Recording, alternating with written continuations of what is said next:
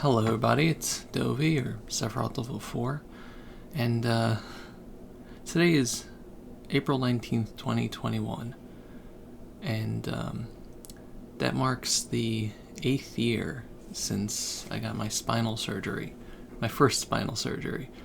8 years since I started fighting back against cancer that almost killed me. Every year I like to do a little tribute vlog just to talk about it because I'm still here. Just to go over the journey that I've been on, to remember it myself, because details get fuzzy over time and through trauma and various things, and just to provide some sort of strength or comfort to other people going through similar situations, that it's possible. There can be a light at the end of the tunnel. So 8 years is when I took my first steps. In April 19th, 2013 was when I took my first steps towards fighting the cancer. It was not when it first manifested. That was originally in 2011. Before I started Let's Playing, actually. I started Let's Playing as a way to cope with some of the pain I've been having, but I was having some severe migraines. And it wasn't I've never had other migraines, so I can't compare it, but they were unending and horrible. Just one day I woke up and everything was hurt. I couldn't concentrate, I couldn't do anything. It made me miss most of my college courses that semester. I finished most of my courses with incompletes, and then I had to take off the next year from college altogether before trying to go back. We later figured out that the probable reason was because the cancer that I had started in my adrenal area, around my adrenal gland, and it started attacking the adrenal gland. The adrenal gland, regulates a lot of stuff like adrenaline, which is the name. So once the adrenal gland came under attack by the cancer, and the body started trying to seal it off by calcifying the whole area, it started messing around with my blood pressure and just putting me in a constant state of adrenaline highs and lows, and that was wreaking havoc with the headaches and everything else, because my body didn't know what to do with itself. It was on red alert and had no idea how to fight anything. So yeah, the end of 2011 was a wash. Going into 2012, I ended up not going back for spring semester. And just decided to take off there. The headaches finally went away for no particular reason, the reason was because my body had fully sealed off the adrenal gland at that point, and it wasn't working anymore, so it wasn't sending anything throughout the rest of the body. As I went through the summer of 2012, I started trying to rehabilitate myself from being stuck in bed, 24/7, and I was getting outside and stuff, and my back started to hurt. And it was because I was doing a lot of, outdoor activities. So I said to myself, well, you, the 21-year-old male, you're obviously getting old, But I was doing a lot of gardening, a lot of heavy work. We had a farm here, so I took care of all the animals every day. Swept out the stalls and the cages and everything else. Fed them. So it was a lot of work. But so I figured the back was probably from that. Except it started getting worse. And I figured that it must have been, one of the things I did. It must have, herniated a disc or something. So going into the end of 2012, things started getting worse. I did start going back to college, though, fall of 2012. And I did okay in the fall semester, but the back pain started getting worse and worse and worse, and it was starting to get really bad. One of my legs started going numb, and beginning of 2013, I decided to, go see a doctor about it, finally. We went to a back doctor, and they took an x-ray, and they didn't see anything, which we later took a look at the x-rays ourselves after the fact, and it was very clear that there was a calcified mass on the x-ray, but they didn't see that because they were just looking at my spine. But they didn't see anything on the spine. This was early, like February, I think, 2012. But it started getting worse, and I had to start missing classes in spring semester of 2013.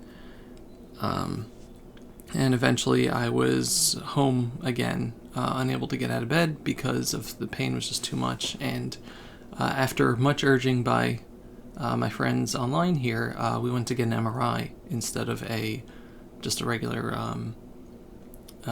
X-ray. And that was in March, and the MRI showed that there was some sort of burst fracture in my spine. One of the vertebrae was broken, and there was something growing out of it.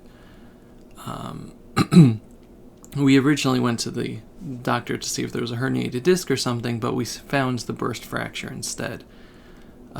So we immediately went to doctor searching and found a doctor named Timothy Lucas at the hospital of the University of Pennsylvania, who was a spinal surgeon, a neurosurgeon, a spinal surgeon. And, he took a look at everything and said, yeah, we're going to have to, that's a tumor of some sort. We're going to have to operate and take out the, as much as we can and do, remove some of the lamina and the vertebra and, do a spinal fusion, put some rods and screws in. So, yeah, at that point, my right leg was completely numb on the thigh, and there was pain, so much pain. I was on opioids. I was on oxycodone. I was on Percocet. I was on a Percocet every day, instead of taking Tylenol, I was on Percocet constantly. I wasn't addicted to it. I needed to take it, otherwise I would be screaming. So we scheduled the surgery, and it happened on the 19th of April, 2013. The surgery was a success. As you can see, I'm here. They were able to remove as much of the tumor as possible and do a spinal fusion, and send off the tumor that they did extract to lab to see what the pathology on it is. After a few weeks, the results came back. We thought it might have been something easily treatable, but it wasn't. It was neuroblastoma, and after a scan of the rest of my body, they saw that it was stage 4 neuroblastoma. It had started in the adrenal area, but unfortunately the body didn't close it off in time, and that's why it went to the spine. It went to my hip, and it went to a few points in my ribs. It was in 3 major locations and a couple of tiny ones that hadn't gone outside of the bones, but they were detectable inside the bones. Which explained why my leg was having so much trouble, because there was a huge tumor on my hip. And also, the doctor said when he did the surgery that my spinal cord had the tumor pushing the spinal cord up against the bone, which is why I was in agony. It's because your spinal cord isn't supposed to be touched by anything. It is nerves. It is pure nerve. He said he didn't know how I was still standing, and frankly, I don't know how I was either. But after the surgery, the pain from that was gone. But I had lingering effects of numbness in my left leg then. But the immediate pain from the spinal cord being attacked was gone. But now we had to treat the more pressing symptoms of cancer, which could immediately grow back if we didn't do something. So starting in May late May of 2013, and going through August, I had 4 large sessions of chemotherapy.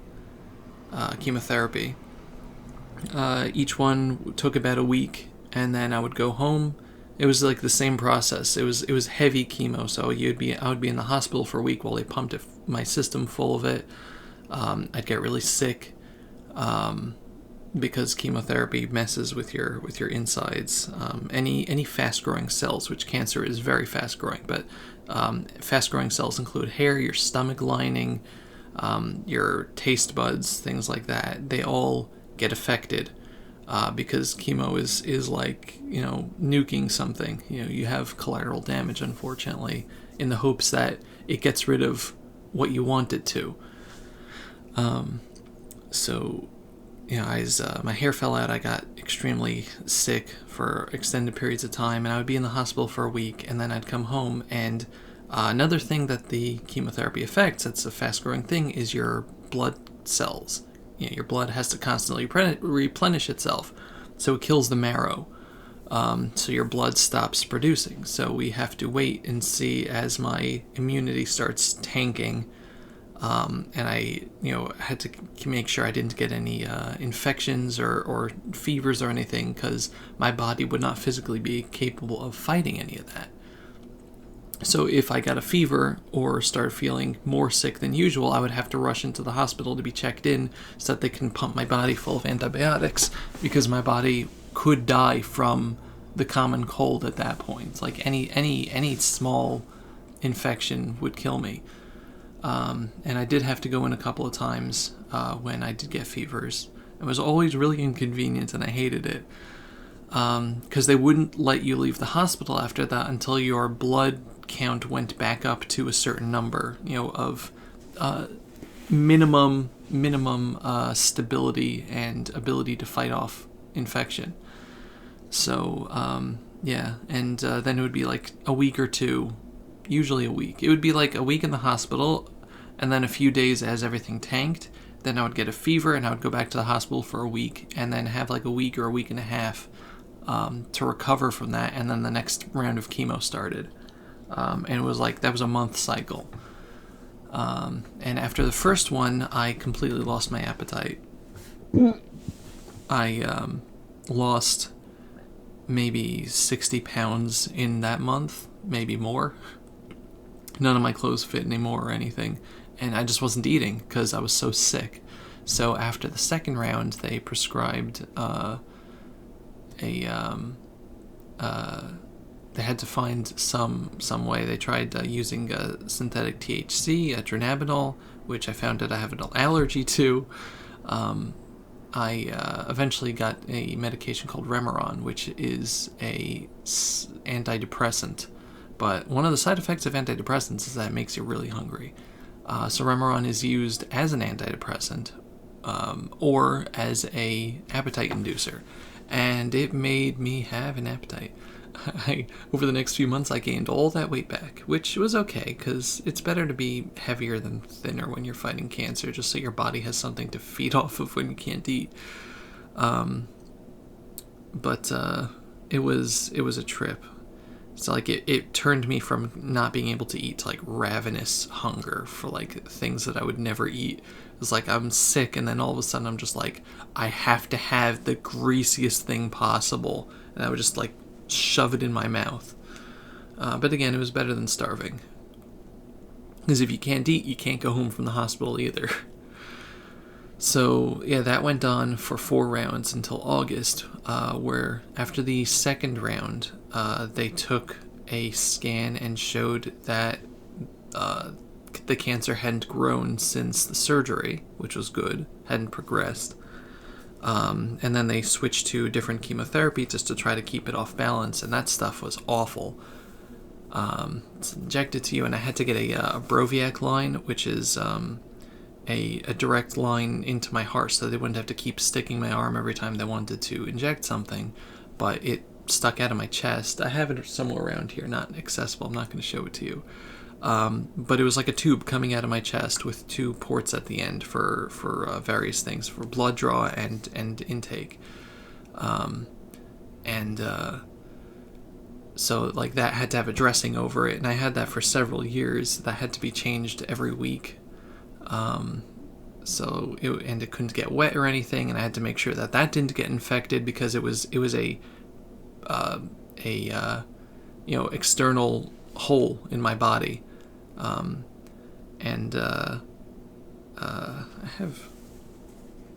can't really see it. I have a scar. No. Yeah, the dark spot over there. That's just my chest, don't worry. That dark spot is the scar. It's essentially, I have another belly button now. Your belly button is where you had something sticking out that got cut, and then I have a second belly button on my chest. So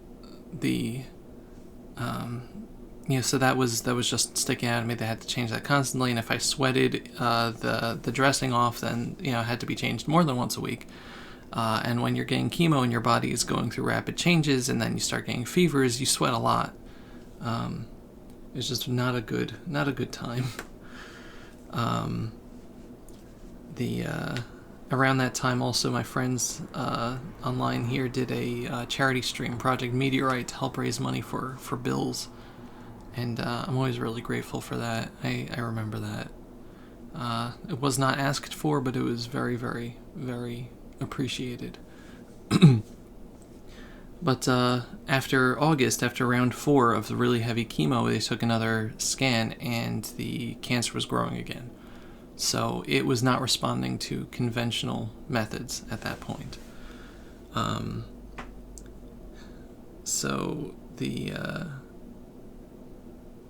At that point, they decided, we're going to try something else. If conventional methods won't work, we're going to try for the experimental methods. And from August 2013 onward, I became the neuroblastoma guinea pig. I was testing out so many different new things that I think are standard treatment procedures now.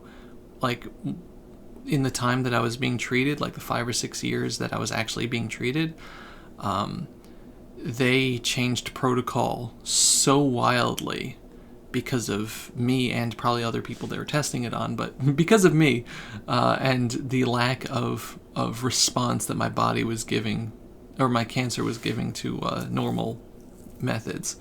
So I started this experimental drug called Millennium, and it was a pill instead of an injection, which meant that I wouldn't be hospitalized every time I had to take it. Instead, I would just go in 5 days a week for 1 week and take the pills along with a couple of chemo pills, irinotecan and what's the other one? Irinotecan and temozolomide. And I would drink it down. I would the irinotecan had to be injected, but I could go home. The temozolomide and the Millennium were pills. So I would sit there with the injection. I would get the things. I would feel sick, but not as sick as the heavy chemo, because this was a lighter thing meant to be taken over a long period of time. And the Millennium would be like 11 days or something. I would start it and end it, within the 11-day period, but 5 days was the other chemos. And I would go home afterward. And that was, I had a week of that, and then 2 weeks with no chemo, and then a week on and 2 weeks off, and that was my life for the entirety of 2014 and the end of 2013. The cancer, we took scans every few months. The cancer was not progressing, and it was not disappearing from the scans. So we figured, it could be turning into scar tissue. We're not going to do exploratory surgery or anything, but we're going to keep on this until it stops working. If it's, at the very least, if it's not progressing, then that's a win in our books. So we went on for that until 2015. Februaries. Februaries. Februaries are cursed in my life. I don't know. There's everything that's really bad happens in Februaries. Starting in 2015, I was in the hospital for a month. I had a C. diff infection, which there was another thing that I had to do, starting with the millennium, was that it really, really upset my intestines, and I had unbelievably horrible, I'm sorry this is too much information, this whole vlog is too much information, but I had unbelievably horrible diarrhea starting the first time I took it, and I had to take this other probiotic or antibiotic, whatever it was, it's called cefpodoxime, and I had to take that constantly, every day, so that I wouldn't get, so that my body wouldn't just start purging itself, because it felt horrible. Whatever it did, it kept a certain bacteria dead that my body could no longer dispose of normally. So that worked until February of 2015, where I got a C. diff infection, where I was just going to the bathroom constantly. It was literal constant diarrhea. And again, I'm so sorry. I'm so sorry you have to hear these words from my mouth. So I had to go to the hospital until it stopped. And I was in the hospital for literally a month, because it wouldn't stop for weeks. So they had to keep me hydrated, like plugged in and hydrated, so that my body wouldn't kill itself. And then eventually they had to give me this medication that made me horribly ill, but it stopped. It just turned off my intestines. They stopped. Like, it went from on to off. It was just turning the faucet off. And we hoped that my body would then get itself under control, because at that point it was in a cycle where it didn't really matter what the infection was. It was just constantly aggravated. So eventually we started weaning off of that so I could actually start going to the bathroom again, and it took a month. And that February was... it was in the middle of a charity marathon, and then that went sideways, and it was like a whole thing. It was that February, I just don't want to think about it anymore. But we figured that was a good point to stop taking the millennium treatment, because obviously it had affected my system in some way to that point. So we just went to a different thing with irinotecan and temozolomide, and this other thing that was a medication that wasn't chemo, like chemotherapy chemo, but chemo just means anything to fight cancer. Doesn't necessarily mean an injection or whatever, things that make you sick, but this was a targeted for, they had done on the original biopsy when they took the spinal thing out, and I had gotten biopsies in the meantime. They had done gene sequencing on it to try to find medication that could attack it directly. Based on, like, have the gene tags there, so it would not attack my insides, it would only attack the specific cancer. So we tried this gene targeting medication, and which I think it was originally used for people getting kidney transplants or something. One of its other effects is that it lets the body not reject transplants or something. There's a lot of medications that have, like, completely wildly different effects. Like, I was talking to somebody recently, and they're on a chemotherapy agent for arthritis, because it's one of its side effects is that it helps with arthritis, apparently. It's like, chemotherapy is very strange. So I tried that for a few weeks. It made me so sick, so we just got off of it immediately. We changed it up a little bit. And I was doing better on the other. It was a different one that was kind of the same. Like, it was the same family of drug, but it was just a different actual drug, and I wasn't reacting to it, so that's good.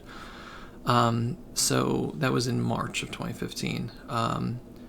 In April, my hair started growing back in. I had been bald from about June-ish of 2013 until April of 2015. My hair would not grow back in when I was on the heavy chemo, certainly.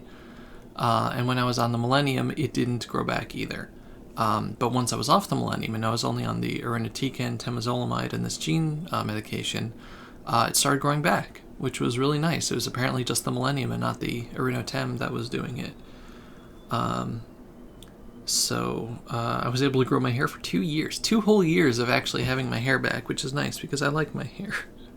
I'm vain in that way. I like my hair, and even though it never fully recovered, because I have a bald spot now, I can at least grow the front and the back. But the bald spot actually didn't happen until the next time it fell out, surprisingly. It actually grew back rather well the first time. So things were pretty stable at that point. I had, through the rest of 2015, I was taking this medication, and 2016 rolls around, and the doctor said, like, hey, you're not getting heavy chemo anymore. We don't really need the Broviac port sticking out of your chest, because that was just something that they could just get to immediately. If you want, we can replace it with a under the skin port, which would still have to be poked to be accessed, but it's really easy to just stick a needle in, and it just has the blood right there. And it doesn't need any maintenance or anything like that, and it's much better than getting IVs every day. So I said, sure. So we had minor surgery for that, and I got the port put in under my skin. It was just like a little stethoscope-shaped thing. It was a lot thinner than a stethoscope. It was just a round thing, about that thick, that was just under my skin. Like, you could feel it there. I just had to be careful how I laid down. But they would just numb the area with like a cream before they stuck in these special needles, and they would just tape them down, and it would be easy to administer anything that way. So I was still getting the 3-week treatment type of thing, where I would go in and I would get injected with stuff, and then, go off of that. And the later in the year, March-ish, or May-ish, we went off of the gene stuff because it wasn't really doing much. And we wanted to just give it like a little bit of time to see how things were progressing. Before taking a scan, you just get off of therapy for a little while before moving on to the next thing, just so that the body can stabilize itself and we can see if how things are. Because if you take a scan when you're on chemo, everything's going to be inflamed because the chemo is fighting, it's fighting the cancer. So we just had to take a little bit to let that get out of my system. We took a scan, didn't look good.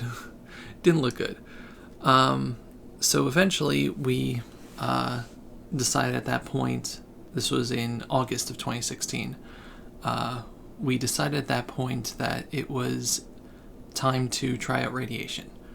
So September of 2016, I had the first round of radiation, which was a crazy experience. I was in a room, everything was covered with plastic that could be easily removed and thrown out and destroyed because heavy radiation.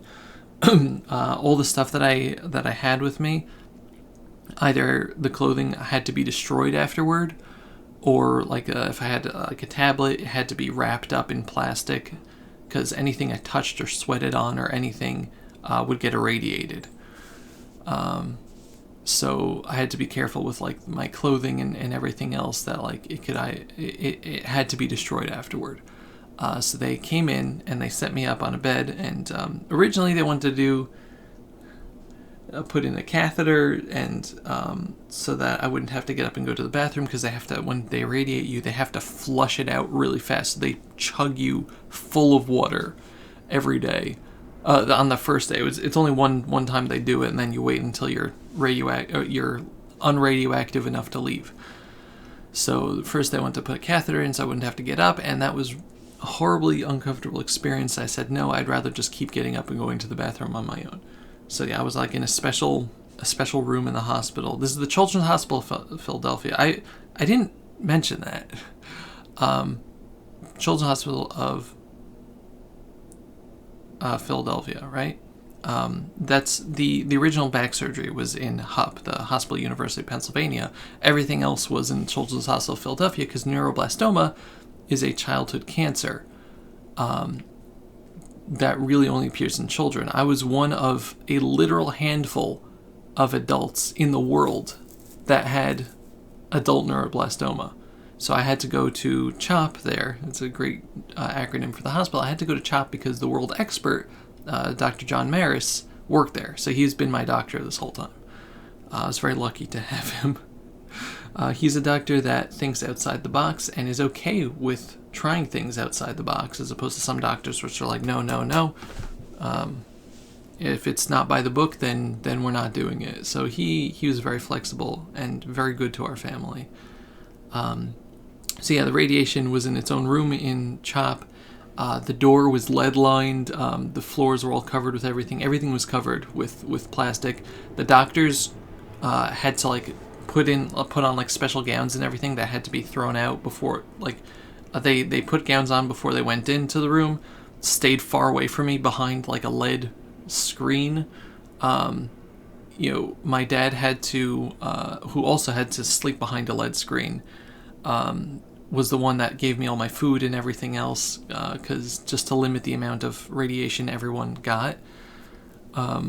So they pumped me full of radiation, and then I sat there and I waited until it went out of my system enough. And the radioactive compound took about a week to drop down to safe levels that they could discharge me. And they would come in every day with a Geiger counter and just be like, it was very interesting. But it was not fun, but it was very interesting. But I had to like bring stuff with me aside from like the stuff that was all wrapped up. I had to take stuff with me that would be thrown out afterwards. My clothes, if I wasn't wearing the gown, would be thrown out afterwards, like everything. Anyway, so yeah, but it went well. Afterwards, it was kind of the same with the chemo, that my immunity went down for a bit, but I don't think I had to return to the hospital. I just felt blah for a while. One of the big problems, though, was round 2. Round 2 was in November.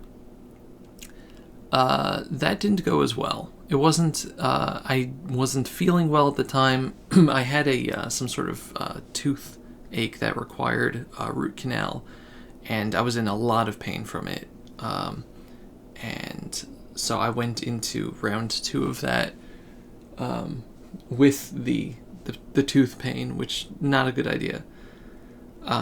So I was in a lot of pain from that, and the thing itself was making me feel bad.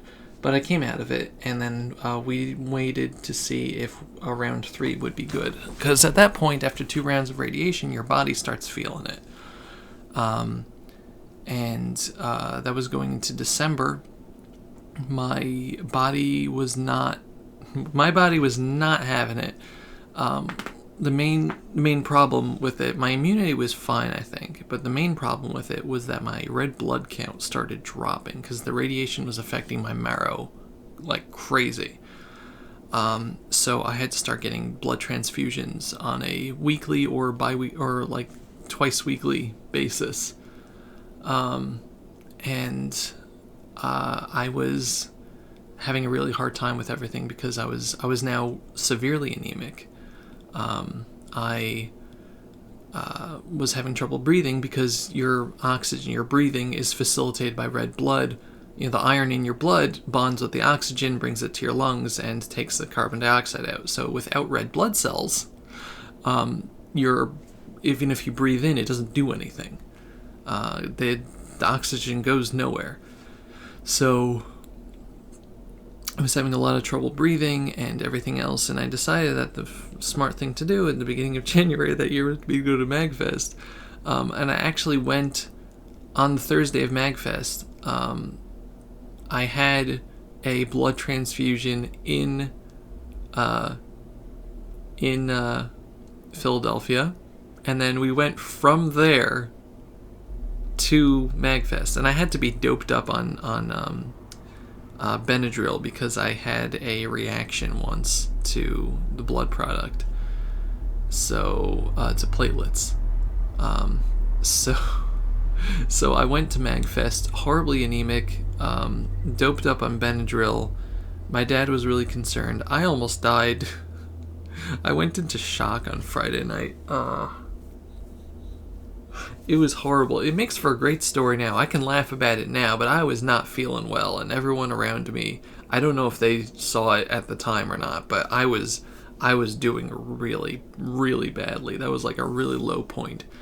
But not as bad as the next month. So, February. Great way to start off a sentence here. February 2017. Again, I told you, February is cursed. I hate it. February 2017, 4 years ago, I had immunotherapy. We decided my body can't take radiation anymore, so we're going to try something else. We're going to try immunotherapy. And what immunotherapy does is it ramps up your body's immunity, and it sets into overdrive, and it starts attacking anything, and you can hopefully direct it to attack the correct things, but you kind of hope for that. So immunotherapy. I don't remember what the immunotherapy was anymore. I didn't write it down. I don't want to remember. I got it. I had to first start taking a pain blocker, a nerve blocker, called gabapentin, which I did not start taking early enough. We thought that it would work. It wasn't anybody's fault. We just thought that I wouldn't have the reaction that I did. But the gabapentin, we started it, and got the immunotherapy, which I had to be in the hospital again for a week while they administered it to me over a week. And it was one of the most painful experiences of my life. Like my body just started attacking itself, and everything hurt. Everything hurt. The reason why they give you the nerve blocker is because your nerves are one of the things that the immunotherapy goes after, because it's sensitive. So every nerve in my body hurt. It was torture. And I started ramping up the gabapentin, and it didn't help. And so I got home, and then all of a sudden my body was like, nah, I don't want to. So I suddenly developed like rashes all over my body, and not like red rashes. It was like purple blotches. I wish I had taken a picture at the time. I didn't. I don't know if my dad has pictures on his phone. I really want to see, because my memory of that time is a blur. I don't remember half. I had to write it down because I don't remember half of what went on at that time, because it was so traumatic that my brain actually just completely shut out the experience. I only remember because I write down my experience here. I have a whole thing. You can't see because of the light balance. I'm not waiting for it to go. But so my body started shutting down. I started getting rashes all over my body. I became super sensitive to touch and to temperature. Like in a room that was 70 degrees, I was shivering. I was freezing. Any water that I washed my hands in that wasn't like mildly hot, it felt like ice to me. Like lukewarm water was like sticking my hand in liquid nitrogen. And I was just spent most of the days on my bed curled into a ball with pain.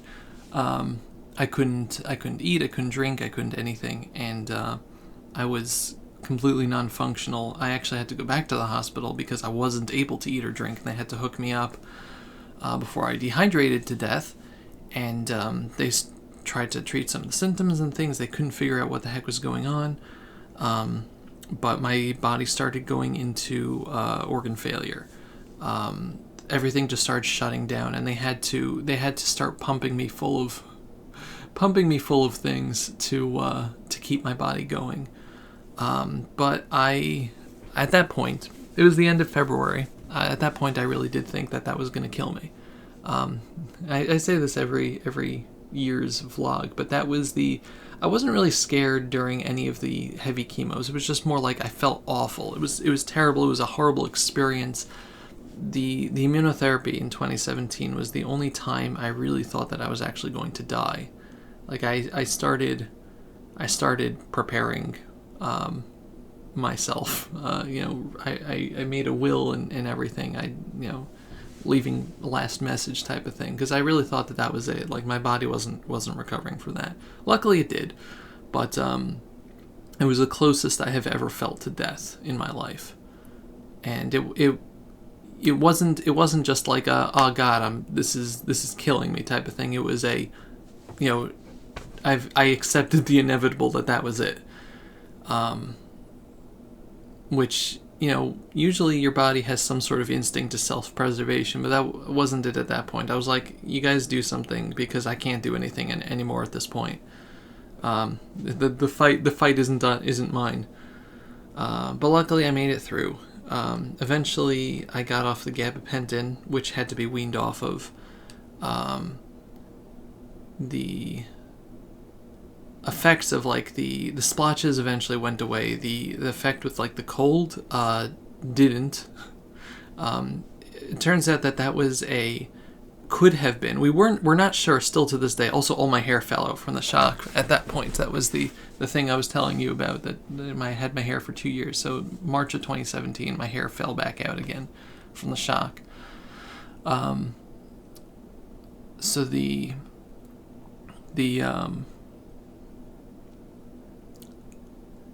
immunotherapy and the gabapentin, I had a actual 0.01% of people type reaction. When you look at the things of you can have side effects include blah blah blah, and in rare cases blah blah blah, and very rare cases blah blah blah blah. I was the in very very rare cases thing, to the point where the doctors didn't even think of it until my dad did a whole lot of research online to the side effects of various things, and going into the really really deep fine print of all this stuff. I had the worst side effects possible, the rarest worst side effects possible to both the medications. I couldn't just stop the gabapentin because the way the nerve blockers work, they have to be built up in your system and they have to be built down. So it took me a while to get off, and in all that time it was messing with my nervous system. I still have, to this day, it's been 4 years since then, I still have sensitivity to cold water, that, or at least on my hands, that I can't get rid of. That's just permanent, part of the permanent damage that I have.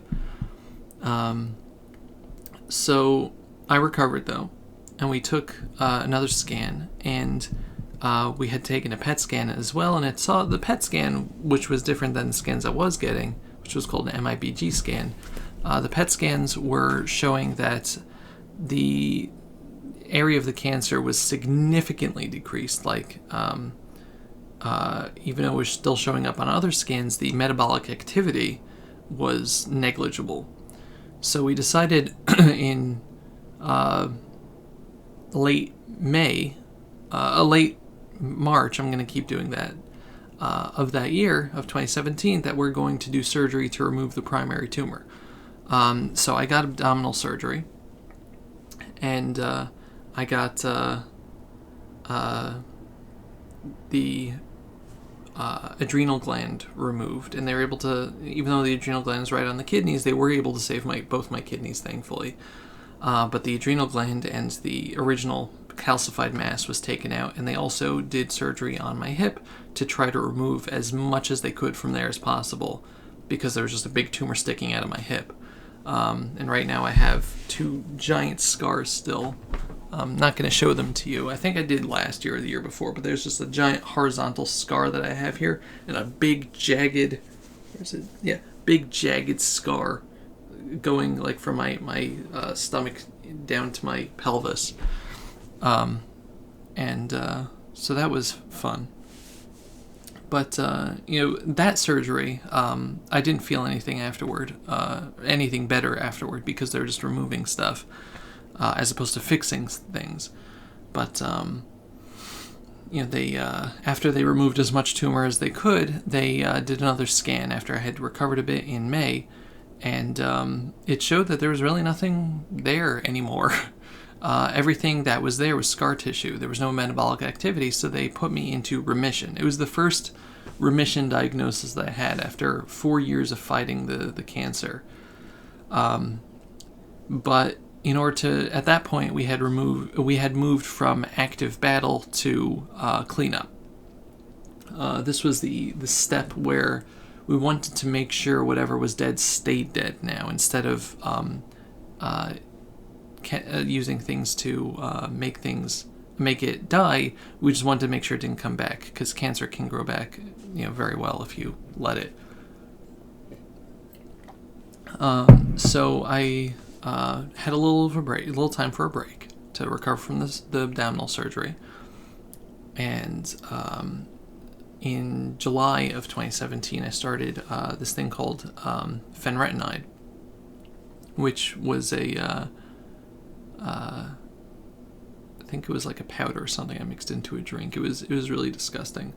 It tasted kind of like Tang, but it was really disgusting, and I had to mix a whole load of it into a drink every day and drink it down. But it didn't make me feel sick. It was just a lot. And that was like to help clean out my system. It was like a super vitamin A compound. And the big problem with that is that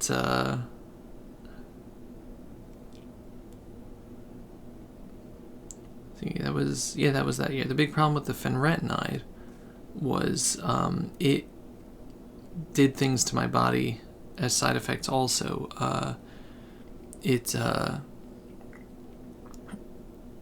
If I didn't take a vitamin A supplement, it made me blind. Vitamin A helps your eyes, so it just helps you see. So when you take the Fenretinide, since it's a very similar chemical composition, it goes to the receptors, but it doesn't do anything. So it just blocks the vitamin A from going to your eyes. So when I would take it, my eyesight just dimmed. Like everything, it was like I was wearing heavy sunglasses. Couldn't see at night at all. During the day, everything looked like it was nighttime. It was a horrible experience for that. But also it made my skin sensitive. Which sucked because I liked going on walks, and I went on a walk and in New York City with some friends that summer, and I lost one of my toenails because of the swelling of my skin afterwards. It was bad. It was really bad. It just popped off and it grew back eventually, but it took over a year to grow back. But yeah, it was pretty bad. So my skin, I couldn't go out in the sun or anything like that. I became a vampire essentially. But in September of 2017, we took another scan, and it showed the exact same things. There was nothing showing up metabolically. So that was the definite remission.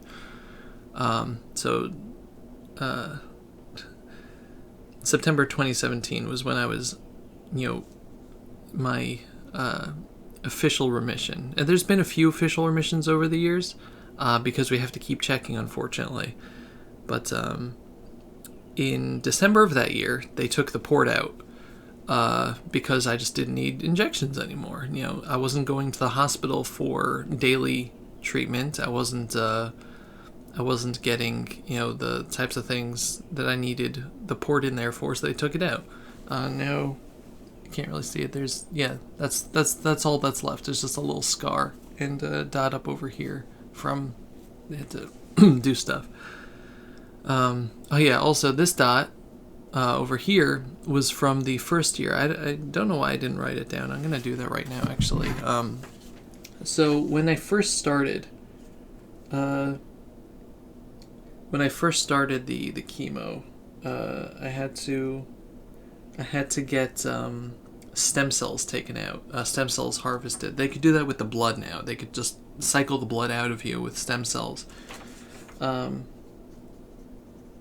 just write this down. Okay. So I had to get a huge, that's the side, I had to get a huge IV into my artery here,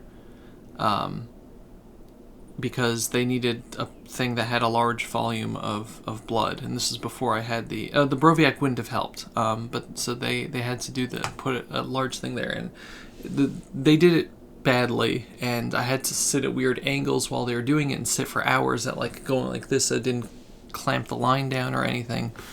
But they harvested stem cells, and they eventually used that later for me, actually. They gave me the stem cells back after the second round of radiation when my blood stopped working, and the stem cells helped replace everything, just get my body to be like, oh, cool, here's some Play-Doh to work with. So I think I still have stem cells left over at the hospital. But the port went out in December of 2017. In January, they tried giving me new meds. That just made me really sick, so I think we just stopped that. It was like more chemo thing of just like light pills and stuff. We eventually figured out what to do with that. So I started taking that through August of 2018. And at that point, we stopped the chemo, we stopped meds. That was the last time that I had taken any chemotherapy medication for my cancer treatment. It was, so it's been almost 3 years. It was the last time I got chemotherapy, though. At the end of the year, we decided to try localized radiation. It wasn't like the previous one where I was being injected and the radiation was a full body thing. This was like beam radiation. So I would sit on the table, and they would focus a machine over me, and it would have like an X-ray radiation in a certain part. Now we could do that for like a month and a half every single day of the weekdays. Which was it. All it did really was make me tired, but it was a pretty interesting experience. The only thing left over from that is I have tattoos all over my body now. Like, they had to actually tattoo my body after the first scan, so that they knew where everything was and they could line the machine up properly every single day easily. So I just have black dots that are a lot darker than beauty marks all over my body, like on the sides and everything. Again, I'm not lifting up my shirt to show you, but they're all there. So yes, I have been tattooed several times. So the radiation lasted also through MagFest. So that year, MagFest, I asked for a stay of execution. So I got the radiation, and then we had MagFest week, which was also New Year's week. So I just had that whole week off. And then we started up the radiation afterwards. And I did not feel as bad that year because, again, the radiation just made me tired, but it didn't kill me. Because it was just my body being like, ugh. So that April, I got another scan just to make sure the radiation, did well. We had to wait for a while after the radiation just to make sure that it was functional, and that all the swelling again and inflammation went down, so it didn't mess the scan up. So that April, which was the 6-year point of my fighting cancer, I got the official remission diagnosis. That radiation was the last point that I got any treatment for the cancer. I also started getting Lyrica just to try to help with other things, but because of like side effects of things, but that stopped after a while. It turns out that it wasn't really necessary, but yeah, that radiation at the end of 2018, beginning in 2019, was the last treatment I got for cancer. So that year went pretty slowly, 2019. September of 2019, we decided that I wouldn't need scans as often. They could, usually I got scans every 3 months, so we, decided that if things were good by the end of the year, we would start taking scans every 4 months, then every 6 months, then every year. So February of last year, February 2020, we went to the point where scans were every 4 months. That April was the 7th year point. And then over the course of the rest of the year, though, I had started getting back pain. This is last year now. And the back pain was pretty constant since my surgery in 2013, but it started getting worse. And we had taken X-rays, over the years to look at my back, and we saw at one point that the fusion didn't take. You're supposed to you use the rods and screws to keep the bones together so that the spine kind of fuses to itself, eventually to stabilize, so that it's relying on the spine and not on the rods and screws, which can come out. So the fusion didn't take, which was giving me back pain over the years, but we started taking more X-rays last year because we couldn't do anything about it when I was getting treatment. We think the reason why it didn't take was because I got the back surgery, 2 months before, a month before I started chemotherapy. So the bone cells, which should have grown in, were inhibited by the chemotherapy. They're really heavy chemotherapy immediately. So it started and then they all were killed. So there's nothing we could do about that, though. I had to take the chemotherapy, but the fact remained that I now had a slowly failing back, and taking the last year I had MRIs and X-rays that showed that the screws were starting to come loose also. You always say the Dovey has a couple screws loose, but the screws were starting to come loose also, so it had to be fixed. And now that I was off treatment, we finally had an opportunity to fix it and hope it stayed fixed. So last year in December, I got back surgery. I got spinal surgery again. This time there was no tumor that had to be removed, but they replaced the rods and screws with more rods and more screws. They actually extended the doctor I had here was a doctor from CHOP, not the original. They actually extended, his name is Dr. Storm. He extended the treatment, the fusion a bit more, and just anchored it into more vertebra instead of just 2 on the top and 2 on the bottom. It's like all of them now have screws in them, which is going to keep it from moving. So since then, I have been recovering from that. My recovery will hopefully finish in June. I have to not do any bending or lifting or anything like that for 6 months after surgery. So it's gonna be June. Also, we had a follow-up visit, earlier this year, after 6 weeks, just to make sure that everything was fine, and it was, thankfully. And at that point, my oncologist, Dr. Maris, also recommended that we take more time in between scans now, because it's really not showing anything. So we can safely say that the cancer is dead. My spine is healing, and we are not worried of it coming back to the point where we need to check every few months. It can really just be every half year. So going into after now we're at the 8-year point here, and things are looking nice. And once my back is healed up, then hopefully my life will get back in order.